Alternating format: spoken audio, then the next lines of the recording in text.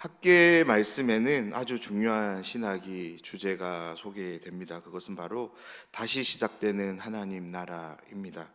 무너진 성전 재건을 통해 하나님께서 다시 이스라엘 백성을 하나님 나라로 삼으시는 과정을 보여주는 말씀인데요. 그 과정을 위해서 바벨론 포로에서 돌아오는 상황을 특별히 학계의 말씀은 출애굽 상황과 연결시킵니다.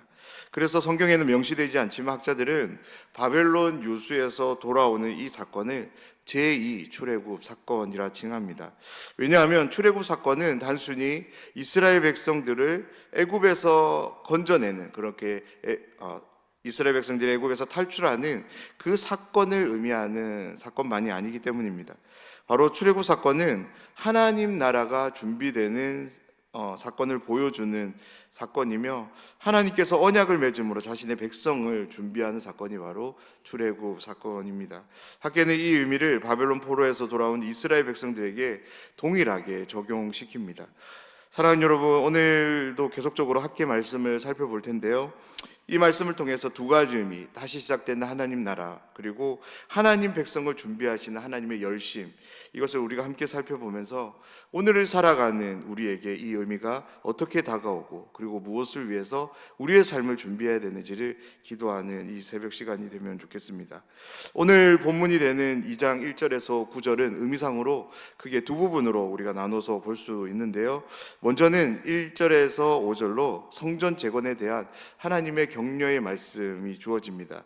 또 다른 하나는 6절부터 9절로 장차 주어지게 되는 이 성전에 대한 미래적 약속에 대한 말씀인데요. 특별히 이 약속은 이전 영광, 즉 솔로몬이 지은 영광보다 더 큰 영광을 얻게 될 것이라는 성전에 대한 약속으로 주어집니다.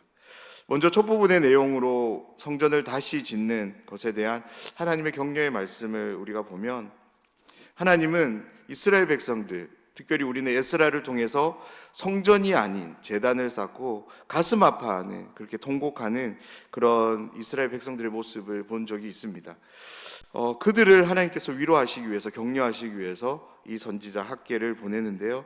그렇게 말씀은 이렇게 소개됩니다. 1절 말씀인데요. 일곱째 달 곧 그 달 21일에 여호와의 말씀이 선지자 학계에게 임하니라. 이르시되, 유대인의 원력으로 일곱째 달에는 아주 중요한 절기가 지켜졌습니다. 그것은 바로 초막절입니다. 초막절은 이스라엘 백성들이 광야 40년의 기간 동안 자신들을 돌보신 하나님의 은혜, 그 은혜를 기억하며 지킨 절기인데요.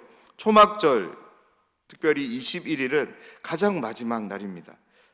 그들이 초막절을 지키던 그때 하나님의 말씀이 학계 선지자를 통해 그들에게 주어진 것입니다. 3절 말씀을 보면, 너희 가운데 남아있는 자 중에서 이 성전의 이전 영광을 본 자가 누구냐? 이제 이것이 너희에게 어떻게 보이느냐? 이것이 너희 눈에 보잘것없지 아니하냐? 아멘. 학계 선지자를 통해 전달되는 말씀은 성전에 관한 말씀입니다. 지난 시간에 우리가 함께 나눴던 에스라 말씀을 한번 다시 떠올려 보면 스룹바벨의 인도함을 받고 1차로 귀환한 이스라엘 백성들은 성전 재건을 위해 가장 먼저 무엇을 수축하냐면 제단을 수축합니다. 그때 그 제단이 수축된 것을 보고 크게 기뻐한 무리들도 있었지만 대성통곡한 무리도 있었습니다. 제단을 보고 대성통곡한 무리는 바로 옛 솔로몬 성전을 직접 보았던 사람들이었습니다. 그들의 기억에 함께했던 성전은 화려하고 찬란하게 빛나는 영광스러운 성전이었습니다. 그런데 지금 그들의 눈앞에 덩그러니 놓여져 있는 것이 무엇입니까? 초라한 제단만이 그렇게 놓여져 있었기 때문에 그들은 대성통곡할 수밖에 없었던 거죠. 왜냐하면 이 성전은 하나님의 집으로 영원히 자신들과 함께 할 것이라고 그들은 생각했습니다. 그런데 그 성전은 무너졌고 이제는 겨우 제단만 남아있기 때문입니다. 그때 하나님의 말씀이 학계를 통해 주어지는데요. 4절을 시작으로 우리가 눈여겨볼 단어는 이제 그러나라는 단어입니다.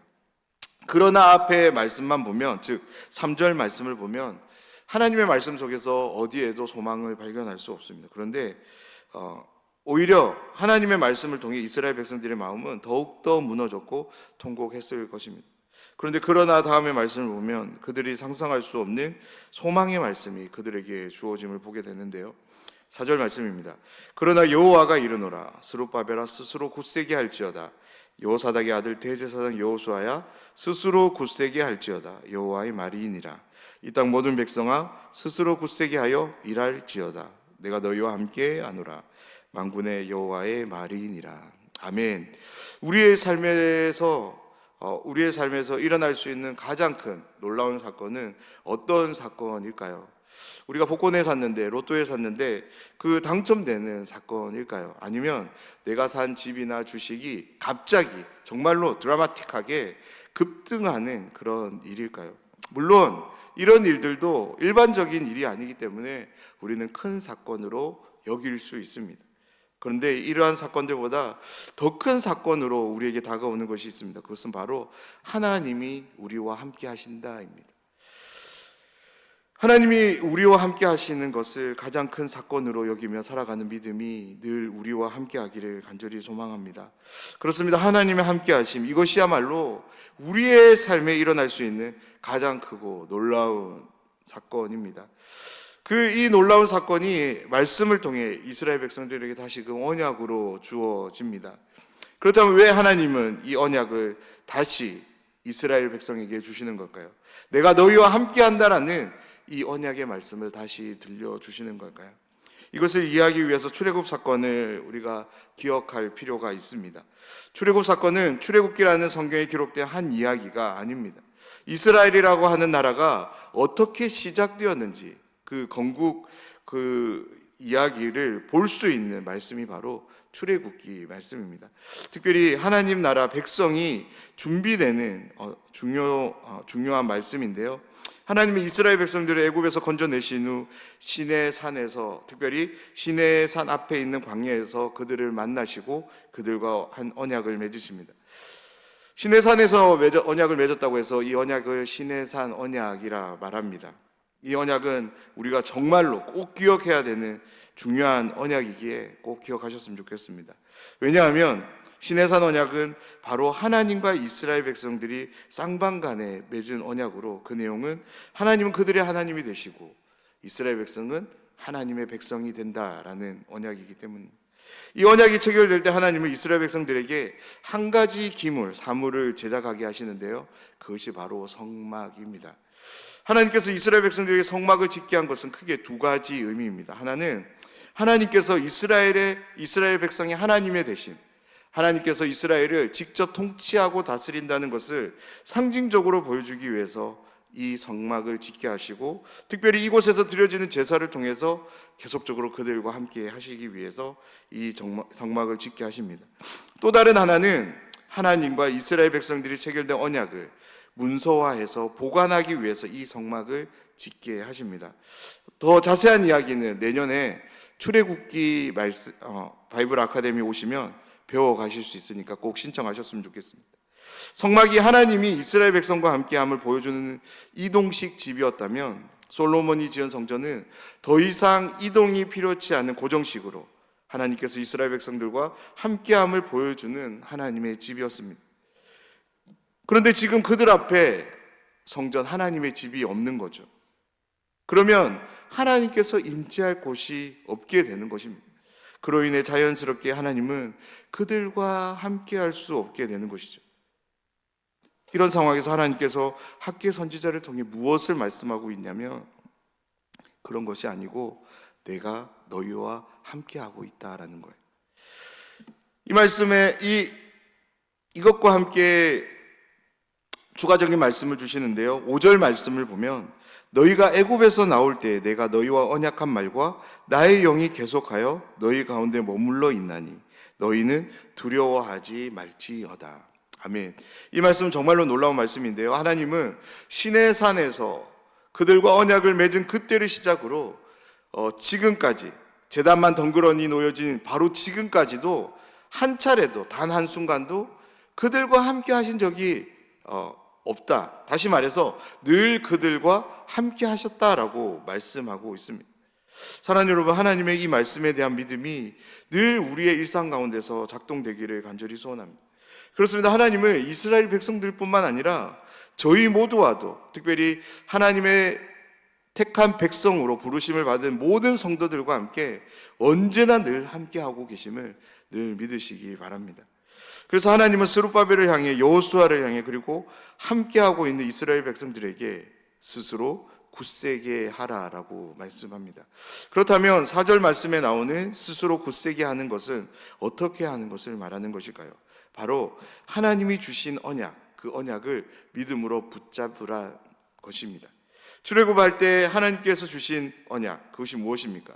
내가 너희와 함께 하겠다라는 거죠. 그것이 지금도 여전히 유효하게 너희와 함께 하고 있으니까 그 하나님을 전적으로 믿고 신뢰하라라고 말씀하는 것입니다. 그러한 어떤 믿음의 격려를 주신 하나님이 한 가지 행동을 요구하시는데요, 바로 그 믿음을 가지고 성전을 재건해 가라라고 말씀하십니다. 그러면서 그들이 짓게 되는 성전에 대한 최종적인 상황을 말씀으로 이제 주시는데요, 9절 말씀입니다. 이 성전의 나중 영광이 이전 영광보다 크리라. 만군의 여호와의 말이니라. 내가 이곳에 평강을 주리라. 만군의 여호와의 말이니라. 아멘. 하나님은 지금 너희들이 짓게 되는 이 성전이 정말로 초라하고 보잘것없어 보이지만 솔로몬이 지은 성전보다 더 큰 영광을 갖게 될 것이다 라는 말씀을 주십니다. 그리고 무엇보다 하나님이 이곳에 평강, 샬롬을 주실 것이라 말씀하는데요, 사랑하는 여러분, 평강을 위해서 필요한 것이 무엇일까요? 오늘날 우리 시대와는 조금 다르겠지만 이 성경이 기록될 이 당시는 전쟁이 없는 것입니다. 그렇습니다. 평강은 절대 전쟁과 함께 할 수 없습니다. 이스라엘 백성들은 아수르와 바벨론, 그리고 지금 그들을 다스리고 있는 바사, 이러한 제국들이 일어나고 쇠퇴하는 일련의 과정 속에서 여러 전쟁, 정확하게 말씀드리면 침략 전쟁인 거죠. 그 전쟁으로 인해 그들은 평강, 샬롬을 잃게 되었고, 그것으로 끝나지 않고 이방 변두리로 포로로 끌려가는 그런 현실을 마주하게 되었습니다. 그런데 지금 그들에게 하나님께서 무엇을 약속하시냐면 평강을 약속하고 계시는 것입니다. 더 이상 그들이 주변 열강들에 의해서 공격받지 않게 될 것을 말하고 있고요, 더 이상 이방 변두리로 끌려가는 포로 생활이 그들에게 주어지지 않고 이곳 성전에서 하나님의 샬롬을 누리는 삶을 약속받고 있는 것입니다. 그때 놀라운 광경이 펼쳐질 것이라 말씀하는데요, 7절 말씀을 우리가 보면 하나님께서 모든 나라를 진동시켜서, 여기서의 진동은 전쟁의 상황을 보여주는 것 같습니다. 이전에는 이 전쟁이 나면 이스라엘은 멸망을 당했고 포로로 끌려가는 그런 현실이었습니다. 그런데요, 하나님께서 이후에 주실 이 진동은 전혀 다른 삶을 그들에게 소개하는데 모든 나라의 보배를 얻게 되는, 영광을 누리게 되는 진동으로 그들과 함께 할 것이라 말씀합니다. 그렇게 얻게 된 보물들이 성전을 꽉 채우게 될 것이고, 그로 인해서 이 성전은 이전보다 더 큰 영광을 얻게 될 것이다 라고 약속합니다. 이 진동에 대해서 한 가지를 더 말씀드리고 싶은데요, 하나님에 의해서 주어지는 이 진동은 다름 아닌 사탄의 권세가 깨어지는 진동입니다. 다시 말해서 메시아이신 예수 그리스도께서 이 땅에 오심을 통해서 이 세상에 가장 큰 진동이 일어날 것이다 라고 예언의 말씀을 주고 계신 것입니다. 그렇습니다. 이 성전이 솔로몬의 영광보다 더 큰 영광을 얻게 되는 이유는 바로 예수 그리스도 때문입니다. 예수님은 하나님으로 충만하신 분이십니다. 잠깐 하나님의 영광이 임재하는 그런 성전의 모습이 아니라 예수님은 하나님 자체이신 거죠. 하나님의 영으로 충만하신 분이신 거죠.